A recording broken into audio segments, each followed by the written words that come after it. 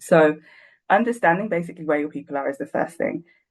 Content creation is nice, but people are also missing the essential kind of elements of showing up with content.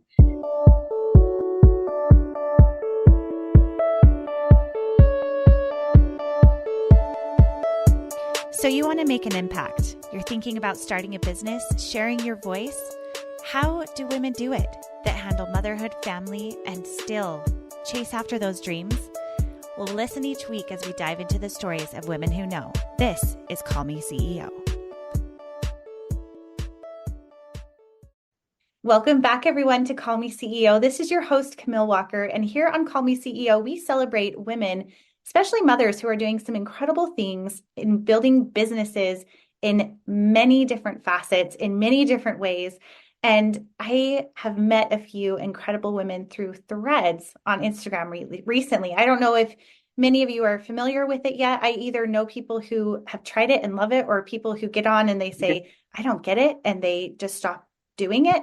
But I have found some really incredible connections. And today's episode is with one of those. It is Dionne Anderson. She is the creator and founder of Dionne Anderson Creative. And what I loved about her and her perspective on marketing is that she really focuses on human first marketing and really dialing in what content marketing is versus just creating content for the purpose of creating content. So marketing is one of those things that I feel, I've been in this business for over 14 years now. It ebbs and flows and changes, and you think you're on top of it, and then it switches. It's short form, it's long form, it's hit and it's miss. But today we're going to dial in what is happening today and how can we apply this so that we really feel authentic and true with the content that we're creating, so that we avoid burnout and we really connect with the people we want to connect with. So Dionne, thank you so much for being on the show today. I already feel so connected to you. I just love your energy. Oh, thank you. You're very sweet. That's cute. Thank you. I'm very happy to be here. We've had a good kind of talk already about obviously star signs. Big on understanding, a little bit more about who people are and how they operate. That's kind of why we're here and how we connected. So I'm excited to get into it. Yeah. Now tell our audience who you are. Tell us a little bit about your background, and maybe we just start there. Born and raised, obviously you have a gorgeous accent. Anyone in America is gonna be like, yes, keep talking. Camille, be quiet. Tell us about your upbringing. Yeah, so I grew up in a small town in England, in the south of England, and I was there until I was 19, before I decided to kind of abandon ship and go to university. Basically, I never wanted to go the kind of academic route. I was always quite creative, but we know that sometimes there are influences in our life, whether that be parents or family, that encourage us to take that path. It actually came down to a circumstance, and at 19, after finishing fashion college and working for a fashion brand at the time, that's what I did. I headed to Manchester, which is in the north of England. It's where my maternal family are from. We kind of relocated, or my parents did at least, before I was born, to the south, because that's where my dad was born and raised. But I ventured back basically to Manchester, and I studied for 3 years social change communication. So basically looking at how society communicates, in its multitude of forms, whether that be the public sector, the private sector, messaging, responding to crisis, what is now content creation, rhetoric, media. Blogging was kind of just becoming a thing. Yeah, what year was this? What year are we talking? This was 2000 and how old was I? 2009, I think. For us in the UK. And what happened is I got the opportunity to do an internship as part of that course, and then revisit and do a following kind of internship upon graduating. Sorry, and it was for something called the Business Centre for Enterprise, and it was a part of the university that was kind of outward facing. So they supported small businesses in that particular area of England to figure out what the strategy was that was underpinning what they did, their operations, and how they could grow from a small business to whatever that looked like for them in, like, 5 years, 10 years. Obviously, a big aspect of that was marketing. Mhm. So I had the most amazing manager. I still am in touch with her to this day, and she basically gave me just like full reign to run everything marketing that I wanted to do. Anything I would come to, she'd be like, "Yeah, go do it. Come back, tell me how it works." Like, "Yeah, go do it." Just one of those people that completely breeds this environment for you to safely try and fail. You know what I mean, without Mm-hmm. judgment. Um, I realized pretty quickly that I had a strength writing, and kind of played with that in terms of self-employment. When that internship ended, I'd made some real connections with some of the businesses that I'd worked with during that time, and they offered me some work freelance. Um, so I'd kind of come out of uni, and I had all of this kind of excitement, this, I don't know, vitality for wanting to go after this opportunity, but I had absolutely no idea how to run a business. So things did not last very long the first time around. Like, I started to kind of complete these projects and realized there was nothing else in the pipeline. Mm. So kind of life continues. I went back to the normal, like, 9 to 5, and time shifts, time changes. I met my partner, who we talked about before. I've been with for 10 years now, but I met him, and we just started to build a life together, basically. So I'd always kind of like had this craving and missed that, and blogged, put, like, a little bit, and written and journaled, but kind of left that where it was. And it wasn't until um, we kind of had our first child in 2018, after a very messy, like, 2 years renovating a house. Um, and life just went a bit crazy, and we ended up basically moving to Barcelona, which is a very kind of different story, but we've been here for 5 years, and that was basically the catalyst for me to go back into business and build this beautiful, soft life that I have today. Yeah. Okay. So one thing that you mentioned that I really appreciated about you and that you identified in yourself is that you have a strength for pester power.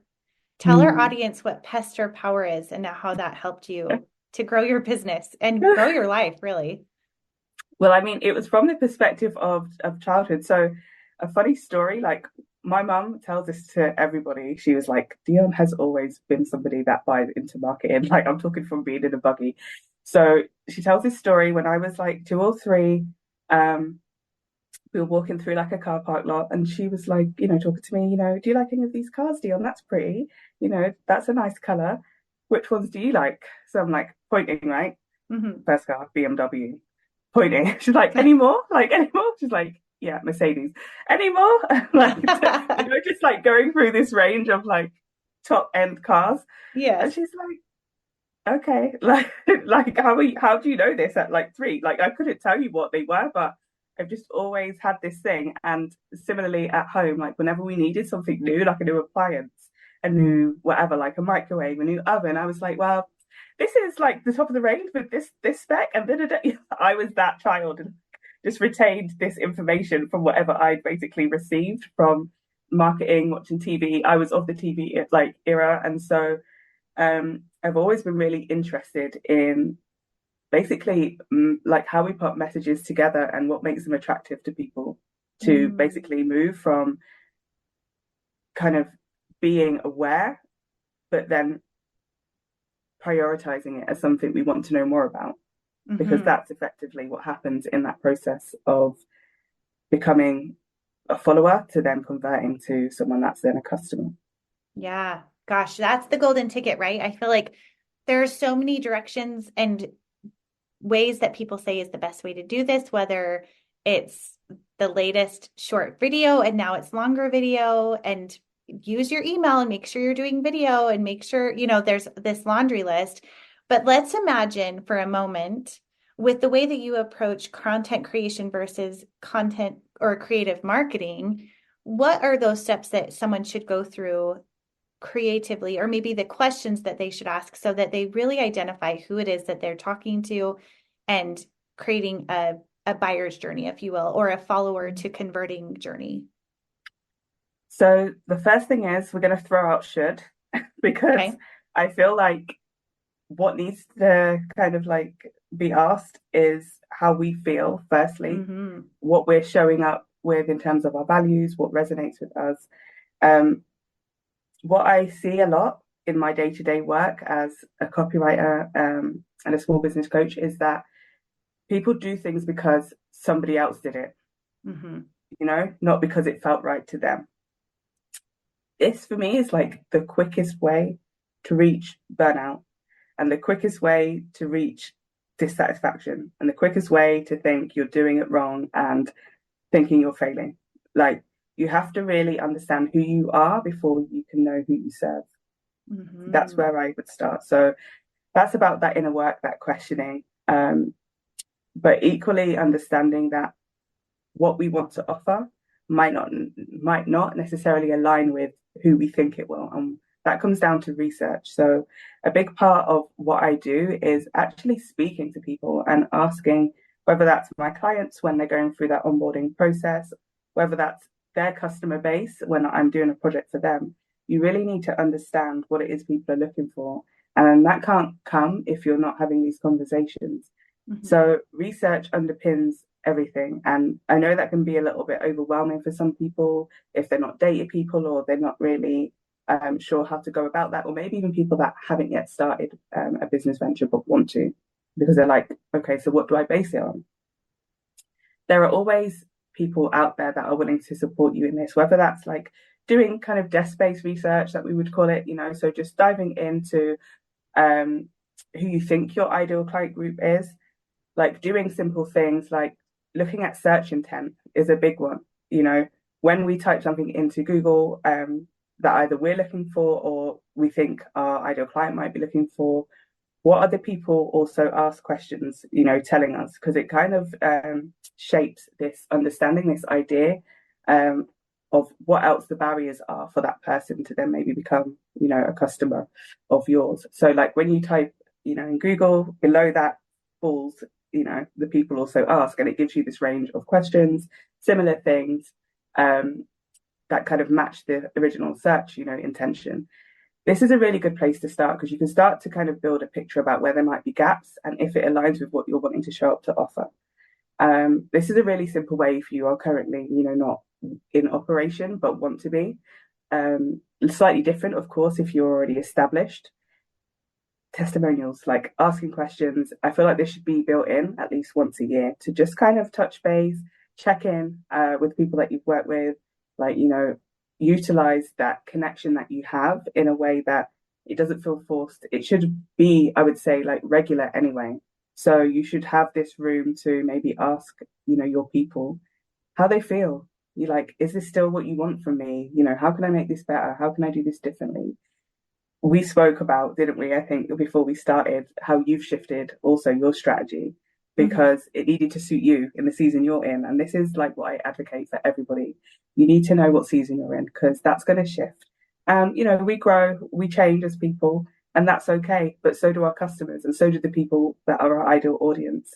We might start serving a particular group which may be mothers, for example, or stay-at-home mums, and then we move to working mums or business. So we have to understand where we need to differentiate. And I just think really diving into that, the research bit, is the biggest, I guess, like aspect of making yourself successful and having a real strong start, building the foundations that are built to last in your business.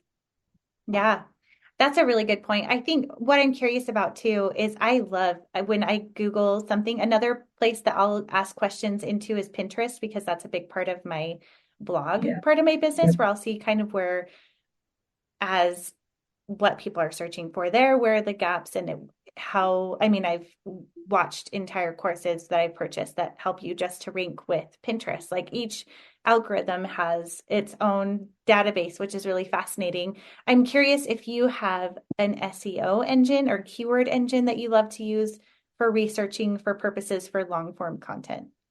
Yeah, so the main two would be like RFs and key search.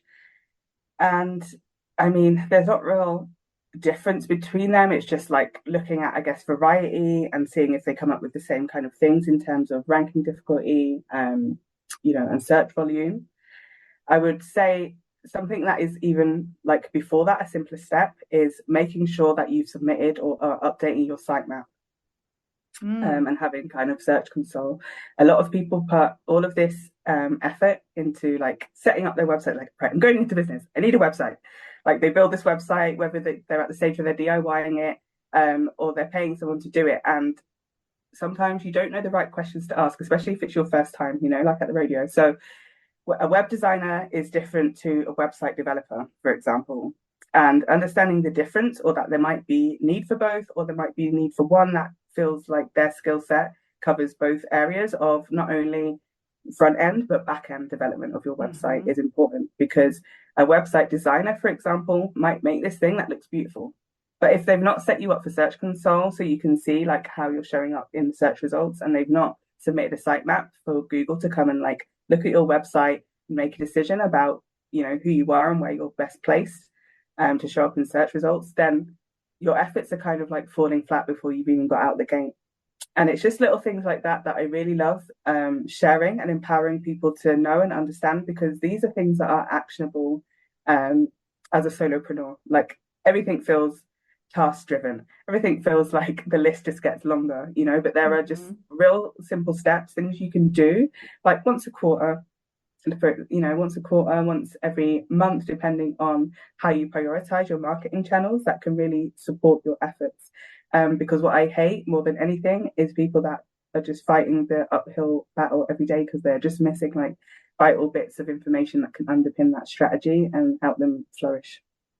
Yeah, that's a good point. Even as you're saying this, I know that my blog has good sites, you know, like ranking or authority, but my newer website, I'm thinking, gosh, I don't know that I've done much on the back end, to get people there and make sure that it's ranking well. So it's a good reminder for me too. Yeah, it's like, but it's the fitting it in, isn't it? I think as well.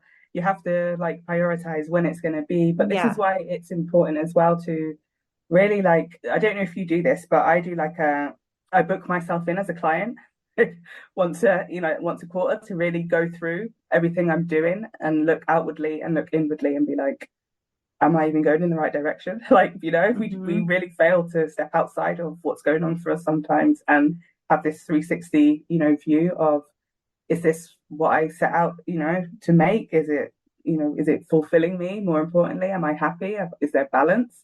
I mean, Yes. probably not. I think it's the eternal struggle to get the balance piece right, but Yeah. at least having kind of more time than we would in another circumstance. For example, if we were back working for somebody, or the whole point of solopreneurship or of business ownership, right, is to build a schedule that works for us. It's not necessarily that we have to be just working 2 days a week and having like every Friday off. That might not work for everybody, but it's flexibility to make the decision.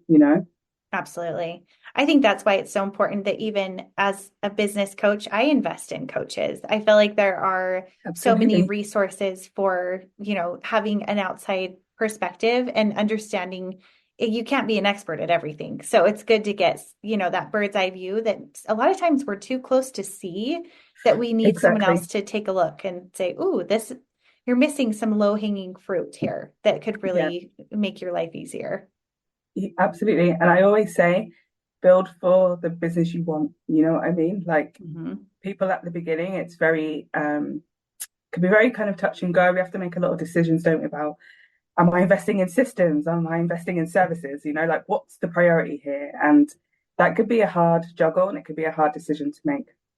But I try and encourage everybody that I work with to think about where they're going. Like what does the journey look like for you? Because it's 1,000% easier to build when the foundations are strong than to like come back 5 years, 10 years later and think, oh, why did I do this at the beginning? Why did I Mhm. invest in that? Good?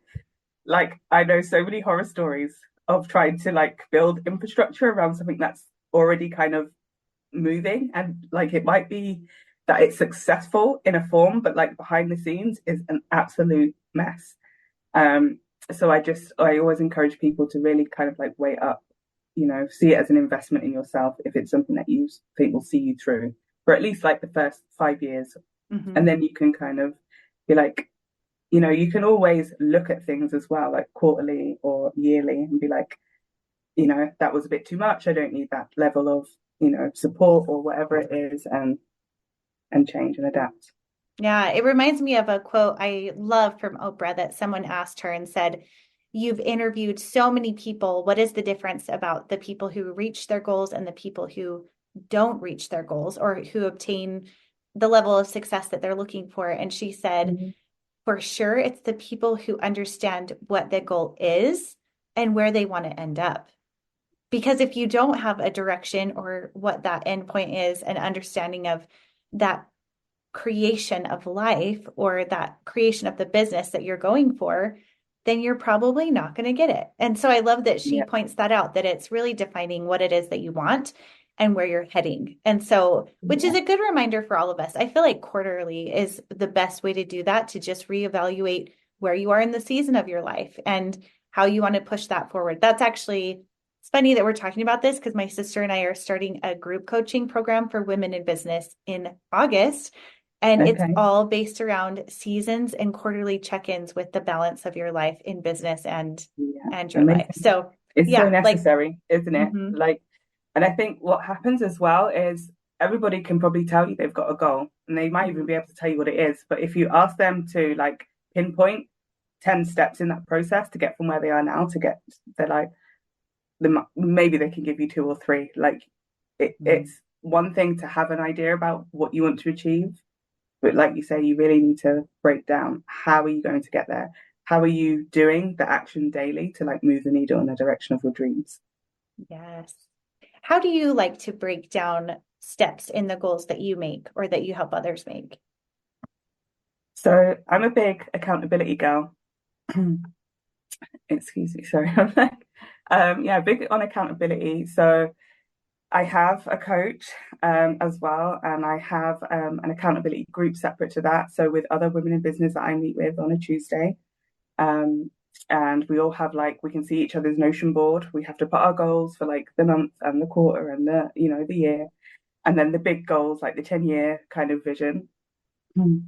That really helps me actually because everybody's got like a style, right, of Hmm.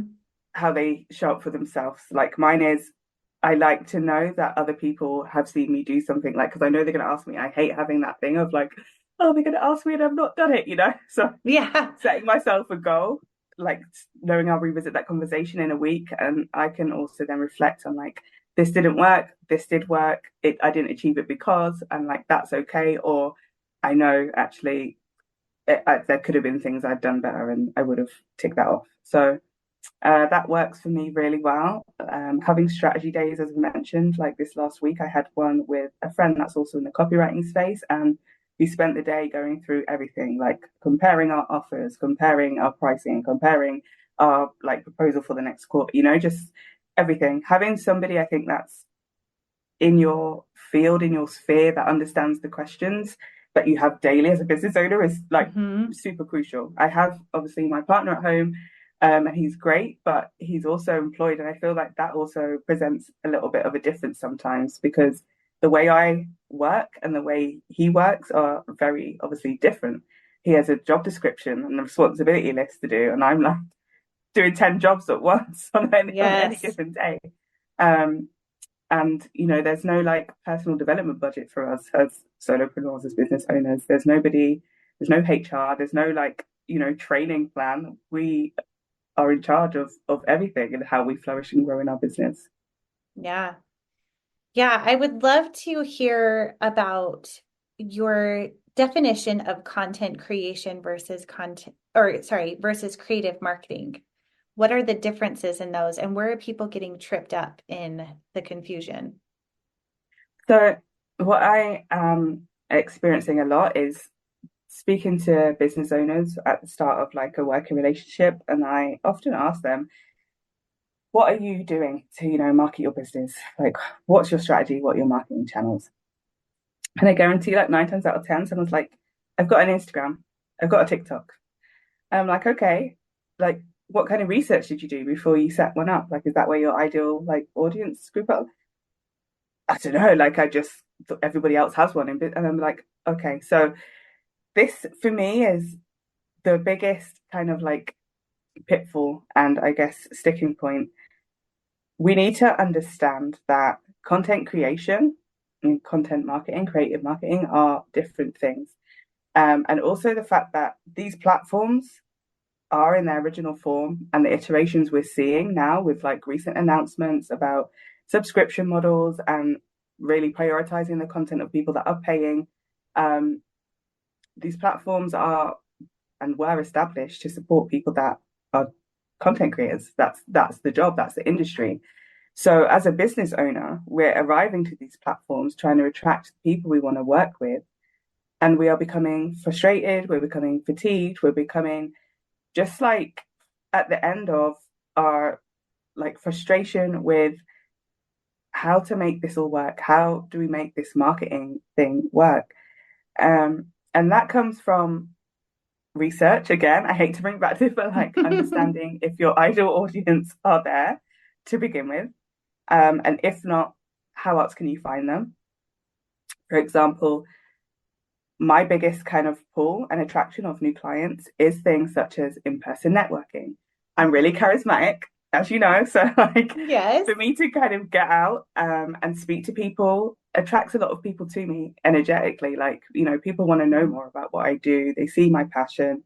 Um, so for example, social media isn't my primary platform, like networking is, or going to like business events is, because people get to see me and this is what I'm all about. It's teaching other people to show up as who they really are as well. Mm-hmm. And if you can be that kind of authentic, immediately you're magnetizing people that want to work with you because they see the truth, you know, in what you're doing and what you're showing up to help them with. So understanding basically where your people are is the first thing. Content creation is nice, but people are also missing the essential kind of elements of showing up with content.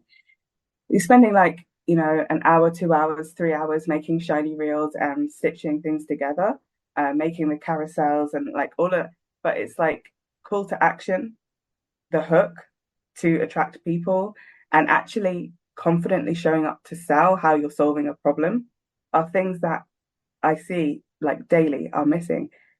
People, I have to say, particularly women, struggle with showing up to sell. They struggle with showing up to say, this is what I offer, this is how I can help. And more importantly, this is my price, you know? Mm-hmm. And there's this thing as well of like trying to hit everybody as a target market. It means that you get nobody, you know what I mean? Yes. So it's really like being clear on your pillars if you're showing up to kind of make content, being clear on who it is you're trying to reach with that, making sure that, you know, like what you're sharing about how that process is transformative if they're going to buy into what you're offering works. And also, like, people need to be led to what action to take next. You know, you spend time doing the captions, and then it's like, okay, so what's the, you know, what's the pull, what's the buy in here? We need to be like directing people. You know, is it like call me, book with me, like, you know, comment. And a lot of the time as well, we're doing things like maybe just asking for comments, which is great, and we get interaction, for example, and we get good like engagement rates on the post. But is that the best call to action to finish on? You know what I mean? Is that going to Mm-hmm. generate more conversation for someone to come into your DMs and ask for more information about what you're doing? So this is one aspect. And then I think we also touched on as well, starting with long form content and working like backwards. When I say long form, I'm talking email or I'm talking blog posts, because the other thing is time, right? We're all time strapped. And Yes, we are. it's it's like it's twofold. So for me, if you have a mailing list or you're starting to build one, and even if you don't, but you're generating content for your website, it becomes legacy. You know what I mean? It's something that can be used and reused and repurposed. Something that is 1,000 words. Let's think about like 1,000 word blog post. I would guess you can make 20 to 30 bits of like social media content from that. And it's making your job like twice as easy, you know what I mean? And Mm-hmm. half the time by investing in something that you do well once and serves you for, I don't know, like months, you know, a month of Mm-hmm. content. Um, And it's about that, people in the camp of, blogging is dead, SEO is dead, but when you think about the practicality of the time you have as a business owner and the fact that unless you are a marketing business owner, you didn't show up to market. We're looking at ways to make things easier for ourselves in the day to day. And this is one of them, using long form content and working backwards. If you then want to show up online in social media spaces, once you're sure that that's where your ideal people are. Yeah, I love that. I think I'm curious to hear when you create long form content, how do you like to piece it out? Do you use any AI tools for that to say, take this long piece that I wrote and create social media from it? Or do you just, I mean, you're a copywriter, so probably not. But AI is a funny one, right? Yeah. Because it's here and it's here to stay. There's no doubt about that. What I would say is I think I played around with it like last year when everyone was like, oh, panic, there was like panic stations, especially people in the marketing field. They were like, do you have a job? Do you still have clients? Do you have work? Are we still here? Yeah. Yeah. And I think what happens is for the season I'm currently in my business, people that are ready to invest in a copywriter already know the value. And people that aren't might be depending on AI. And that's not necessarily a problem until we get kind of like new announcements from Google, for example, who are going to be massively trashing basically websites that have a certain degree of AI generated content. Yes. Oh, this is a huge topic in my blog community right now. You would not believe the drama that is going on over in that area, which I still have my toes in. So I see it, and it is serious where a lot of websites are getting they're getting spammed. Like downgraded, like getting completely brutal, but also of like human touch, human first is always going to win. Yeah. Like AI can be a supportive tool. I do not disagree. For example, there are like AI you can put in, this is what I have to do this week. Like, how can I optimize my time and see what it says? I love that. Yes. And I've helped business creators do like operating procedures and also even like outlines. But I think you're right. When it goes to the long form of like really coming from your heart and what it is that you're trying to communicate, AI isn't going to deliver. It's not going to cut it. I don't care how much you prompt it to like rewrite, reframe. I don't see the infusion of brand. I don't see the infusion of personality. I don't see the infusion of human connection, of understanding, of knowing. And also, like, how do we verify that it hasn't churned the same thing out to like someone that the other side? For me, I've got too many questions. I feel like you said in the ideation stage, maybe it's valuable. Like you can use it, for example, if you have a day where, for example, I'm in my autumn right now. So next week will be my winter. I don't know if you do like menstrual cycling. I'm familiar with it. I don't practice it. Okay. So like this week is kind of high emotion, brain fog kind of week. Okay. Before the arrival of like my winter. So some days, for example, this morning, I woke up and I was like, like which of these things to tackle first? I've got things in my diary, but my body is telling me I'm not ready to do any of them. So then I could, for example, like look at my to-do list and ask, ChatGPT, like, how to prioritize this best with gaps, like, with gaps that serve me. So I feel like I'm not, you can ask it anything. I feel like test it, try it, of course. But for me, for what I do, the way I work is all about human connection. So I will always prioritize getting to know the person on the other side of the screen, the phone, or the person in front of me, before turning to AI. I love that. I'm right there with you with networking events. That's when I've really connected with people the most, especially in terms of getting coaching clients and just people feeling the energy of who you really are. I feel like some people are better than others at really saying who they are and that's really the real person. And again, being in this space for many, many years, there are some people who present online one way and then you meet them in person and you're like, oh, what? Right. who are you? Like it could feel really disingenuous or different. And that is something that I think we all would hope that someone would not say. We would want someone to meet us online and in person and say, Yeah. she is who she is everywhere. Like that's what we Yeah. really want. And has there been a practice or a mantra or a way that you've really helped others to stay authentic and in themselves so that they can present human first and really connected and grounded in who they are? Oh, that's a good question, Camille. I mean, so I'm slightly woo-woo, depending on, I don't That's know how woo okay. you are. We So, have Woo here. Yeah, go ahead. so for example, depending, sometimes I do like a one card draw of like my guidance oracle cards or tarot Hmm. for if I'm meeting a client and they're like open to that kind of thing, just to kind of get a sense. Maybe we always have a talk about just them, what's going on for them in their life right now. Because I think what we also miss as well is just having like this feeling of colleagues or a team. So Hmm. often when people come to me, they've not really had any space made for them, to just be like, this is what's going on for me right now, and this is Yes, what's causing yes. me stress, and this is what. So I just try and create this like opportunity for them to feel safe enough to share, because that then leads to everything else. Like they might present, for example, saying, I need this email flow written for me, I need this website written for me, but I want to know why now, like why you're showing up for yourself now. And normally we notice a shift, there's something that they can share with me that's brought them to this point. Um, whether that's they're overwhelmed because the business is doing whatever XYZ, or they're in a new iteration of the business and they know that what they had doesn't reflect them anymore.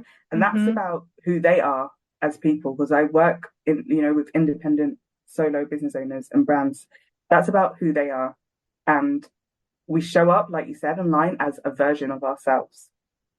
And when you're doing that on your own day to day, it can be quite lonely. You've not always got the space to Yes. share with anybody Yep. about what else is going on, because you don't show that Hmm. stuff on social. You have the BTS hashtag, but you're not Hmm. really showing the real, Yeah, like, no, yeah. so that for me, like I always say I miss my calling as a therapist, because I get into it. I get voice notes like when I have catalyst calls, which is like a free call that I offer to people when they're just kind of stuck with what they're going on, like what's going on for them at the moment in that season. Like no pressure. It's just an opportunity for them to kind of have a sounding board. Because what tends to happen is when you're given the room and the grace to just bounce ideas, you kind of come up with your own solution. But it's just having that Yes. room to talk it out. Yes. I believe in this so much. Yes. So this is something I practice a lot, and like I get voice notes like on a weekly, like I'm still reeling and thinking about this conversation, because like people just Mhm. thanking me and saying this space you've made for me, like just the impact it's had. And for me, this is like it brings me pure joy to know that I've Yeah. just been able to support someone to feel soft and in their daily life of trying to kind of be so to in a man's world, because this is what Yes. business looks like, really, doesn't it? That's the model we've been given, and it doesn't always fit. Yeah. And that's what I love about talking with women on the weekly is that that's being redefined and that we can Mm-hmm. operate differently and we can talk about our cycle and how we're going to show up and that it can be done super effectively, that it doesn't Yeah. have to look one certain way. Well, this has been absolutely fantastic. There are two questions that I ask everyone that comes through that I would love to ask with you before we end.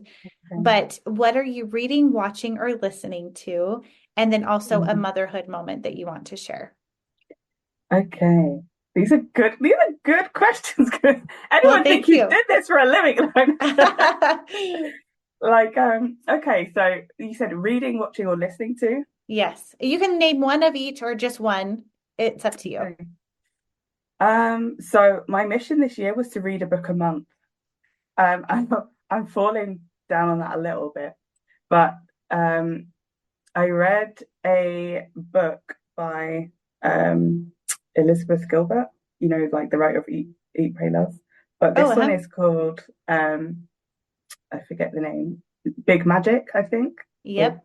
yeah. Have you read this I'm book? familiar with that. I have not read that one Okay. yet. You liked it? So I liked it.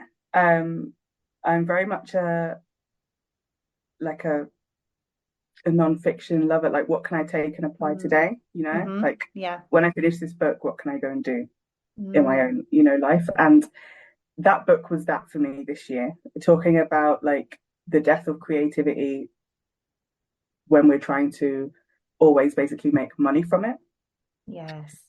like not just having a creative pursuit to fill us with joy, Yes. For the sense and of being trying to, creative. Yes. yeah. And that has prompted me to kind of start two passion projects this year. One is a in-person event in Barcelona for business owners that basically want to slow down, and it's called Slow Social for humans ready to rest. So we've been doing like monthly events for people to kind of come together and dream together about what this idea, like you said, of a rich soft life looks like while Mm. building a business. And the other is hosting a Black Women's Circle, which was something I've wanted to do for a long time. And I've just not had the time to do. But, shifts and changes. My boys are getting bigger now. There's a little bit more room in the evenings to kind of fit these things in. So that was a great read. Watching, this is like nothing comes to mind. There was a series called Baby Reindeer, and I don't know, like it was on Netflix, but I know every country kind of has a different viewing. I actually saw that as a suggestion. And then I remember I started watching it. I'm like, this is weird. What is it? Yeah, I don't know. I no, didn't so watch it. this is why you have to really brace yourself. Like, I was tense for the whole Is thing. it I like think a it's like thriller action? Like, what is it? I, I don't like. It's like it's a modern day horror story. Excuse me. Is there anything I can compare it Okay. to? It's not really horror. It's basically one man's story or memoir of being Uh-huh. stalked, and Oh, it's based on a real story in the okay. UK, and it will lead you probably to never want to visit the UK. So I don't know if I should tell you to watch it. Like the layers of this thing are intense. But we watched it in a night. It was that gripping, but yet Hmm. that like I can't believe this is like someone's real story. It was just, yeah, Okay. crazy. Intriguing. So Okay. yeah, that was a watch, Baby Reindeer. And listen, I mean, I started we have an app also over here called Couch to 5K. And I have a really good friend that turns 40 in December. And she's like, I would really love to run 5K or 10K for my birthday. This is my goal. Do you want to kind of like come with me and go on the runs at least? I am not a runner, Camille. Like I'm just not really a sporty type, full stop. But I love my friends. I love supporting their goals. Like I've been doing this since I think February. So I've been going like every other day for a run, and I have just on Spotify like my chill out playlist, and it really gets me through. Like everything Wow. I loved as a teenager growing up is what I've been listening to. So no one specific, but the type of music that I'm in is like an artist called Leanna Havas. Um, I like Maverick Sabre, like just kind of a little bit alternative, I would say, Florence and the Machine, that kind of thing. Okay. So just kind of building my playlist makes me happy, and having those kind of songs to get me through my run. And what was the second part of the A question? motherhood moment. So anything with your Motherhood. kids that has happened recently or something, it could be funny, it could be serious, it could be touching, whatever comes to mind. Annoying. Right. There are like 1,000 things like that Yeah. happen a day. Trying to think of something. So a motherhood moment. I have really good ones like every day. So it could be, for example, we spoke a little bit about my son Hmm. this week, early this week on Monday. Um, so I had a friend staying with me this week. She didn't have kids. She's been nomading, like digital nomad traveling for 15 months. She came to just kind of get a base for a week and like gather herself and her bearings. So I'm always like, when I have friends with no kids visit, I have to give the warning, like, do you know what you're letting yourself in for like this? This is not a quiet Yeah, flat to be you're gonna here. get Yeah. woken up with someone probably smacking a drum in your face, like a Yes. said in the book. But she came and she loved it. And on the first day, it's like a long school day for my son. He has swimming on a Monday, so he came home and he was really upset. Like he came straight over to me, and he just said, "Mom, like I just need a hug. I need a hug from my mom. I'm so tired." Like it just was like I just need mom. I was Oh, in tears, like with my friend. She looked at me. She was like, "Is this normal kids? Like, how is he so emotionally like attuned with what's going on for him? And I was just really proud in that moment that he is able to do that. He so eloquently like articulates himself and what's going on for him as a 5-year-old boy. And I know that, it's not always the case. There's days where he's, like running around and I have to tell him 10 times, get your coat, we're gonna be late to school, like get your this, have you done your teeth? And um but it's beautiful to have those moments and I hold them dearly. Yeah.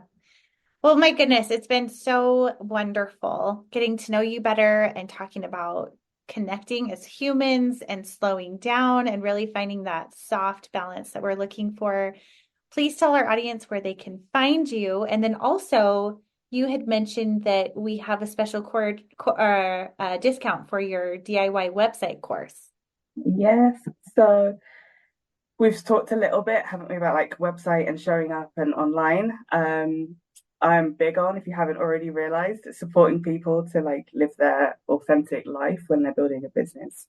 And that looks different for everybody. So website, wonderful. DIY is for business owners that are maybe not yet ready to invest, but are willing to give writing their own website copy a go. And it's a 17 lesson course, multimedia. So you have some videos, you have some content to read, and you have templates to support you to write the copy you need for the 5 cornerstone pages of your website. And there is a discount code for listeners to get that course. It retails at 379.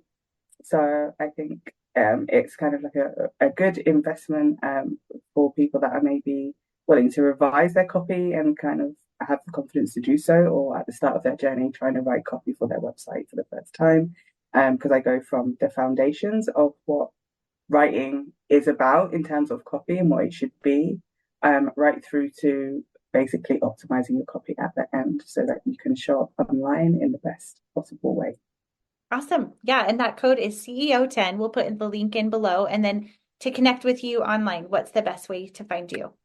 You can find me on Threads at Dion Anderson Creative, or on LinkedIn is also an option.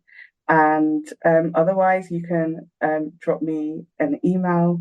Like I have a mailing list as well, which I think Camille will put in the notes.